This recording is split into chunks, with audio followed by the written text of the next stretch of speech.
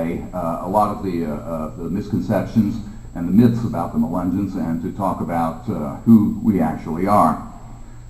Many of us learned of our Melungeon heritage as grown-ups. Because our parents and grandparents didn't talk about it. As I said, it was an insult, and people didn't use this word, at least not to our faces, unless they were looking for trouble. I happened to learn of my own ancestry by reading a newspaper when I was 12 years old. My family comes from Hancock County, and back in the late 1960s, the Hancock County Drama Association was formed in an effort to generate economic support in Hancock County, and they were putting on an outdoor drama called Walk Toward the Sunset, and that's really where the title of my book, Walking Toward the Sunset, came from, because I consider that one of the key events in Melungeon history. It's sort of the time in which Melungeons sort of, if you will, came out of the closet and began to acknowledge their heritage. It didn't happen all at once. There are many of our relatives who still don't acknowledge it, but many of us do, and we take a lot of pride in who we are, and we're trying to find out more about who we are. Now, the question that usually comes up in any kind of a situation where we're talking about Melungeons is people will ask, well, what is a Melungeon? And the simple answer is that we are a mixed ethnic group that was first documented in the Clinch River region of northeast Tennessee and southwest Virginia in the early 19th century. About 1800 is the time when we first see Melungeons showing up on census records and land records. They weren't called Melungeons at that time. Many of them were called on census records free persons of color, because they weren't black, they weren't white, they weren't Indian. They didn't really have a convenient name for us. So on the census records you would see FPC for free person of color. There are many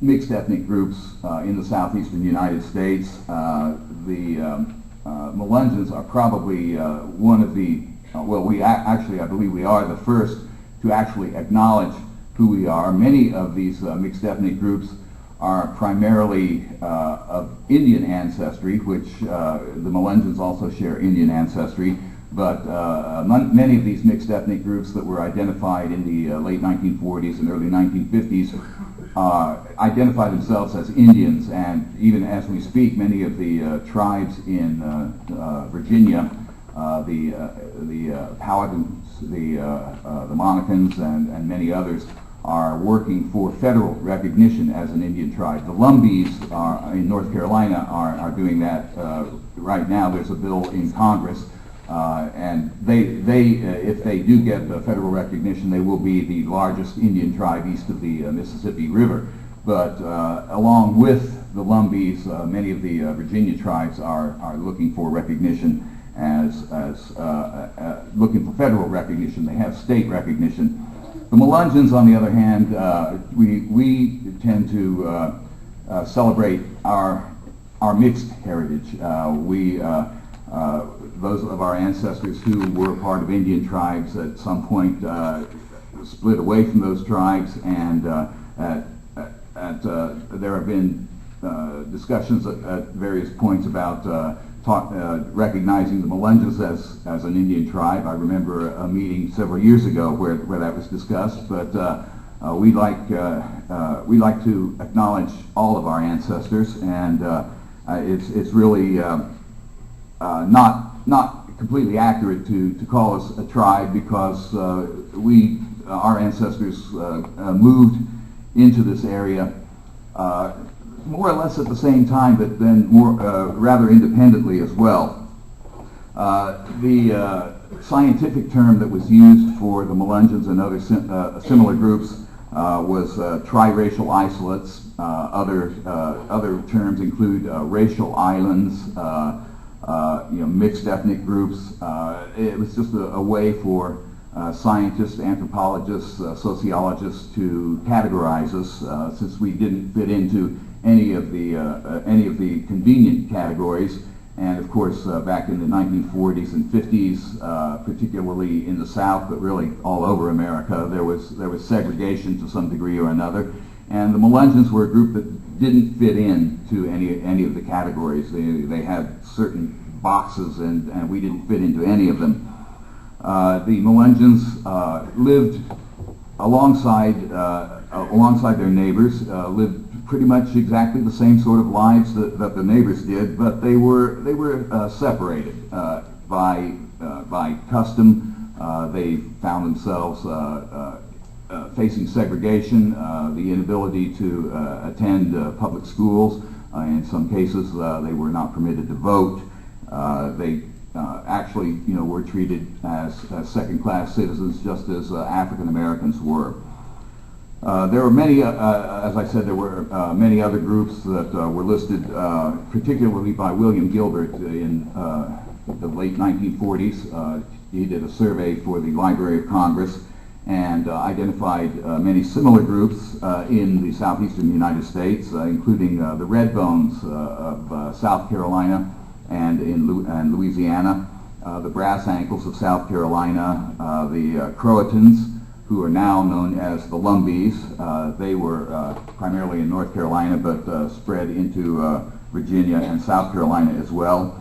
Another group in Virginia was called the Issues. They are now known as the Monacan Indian tribe, another tribe that is working toward recognition.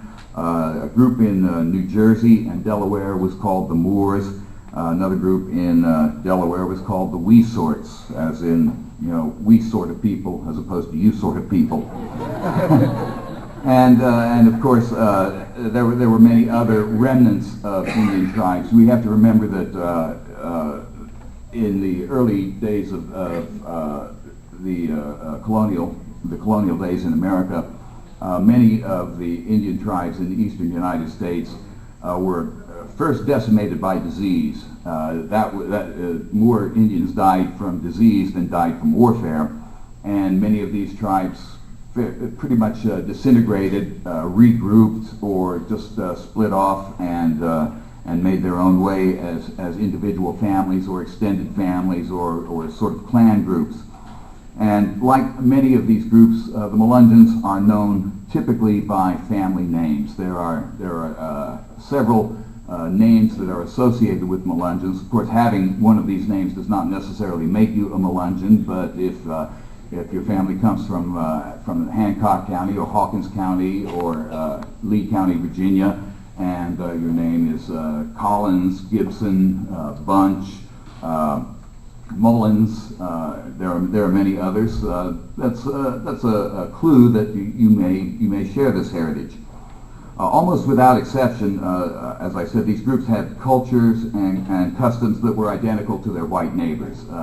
People ask me all the time, well, what was culturally different about the Melungeons? And the answer is really the difference was in the eyes of their neighbors. The Melungeons lived lives pretty much exactly as their neighbors did. They farmed poor mountain land. They were basically sustenance farmers. Many of them found that they could make more money by distilling corn rather than just selling it as grain. But that was certainly not unique to the Melungeons. And these groups usually did not identify themselves by these colloquial names. They were called that by outsiders.